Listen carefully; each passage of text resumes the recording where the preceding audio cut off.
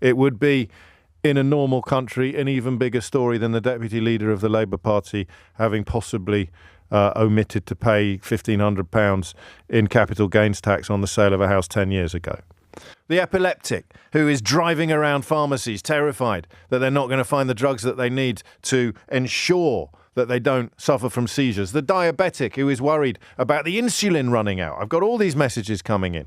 And while there may be problems absent of Brexit, we are living in a country where the government is responsible for one of the major factors behind citizens being unable to access essential Just think about this for a minute. The Secretary of State for Health is part of a government that insists that this is all a good idea, that this was all worth doing. Part of a community of politicians that responded to warnings about what Brexit might do to medicine supply chains by calling it Project Fear and telling everybody else to shut up, supported by voters who may now be struggling to get their own medications, but who 7 years ago were probably claiming that they didn't need insulin because they'd be able to treat their diabetes with Remainer tears. We did this to ourselves. That's why it's not talked about, because you can't talk about it without smashing your head against a metaphorical brick wall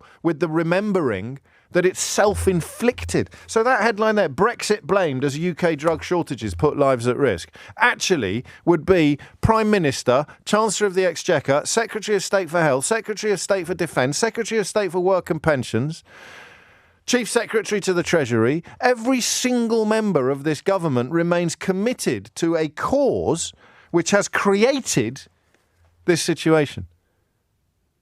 And you think I use the words or the phrase client media too much or unfairly. This should not be happening and would not be happening in a country where journalists, never mind politicians, told you the truth about their idiotic support for the stupidest thing that any country has ever voted to do to itself.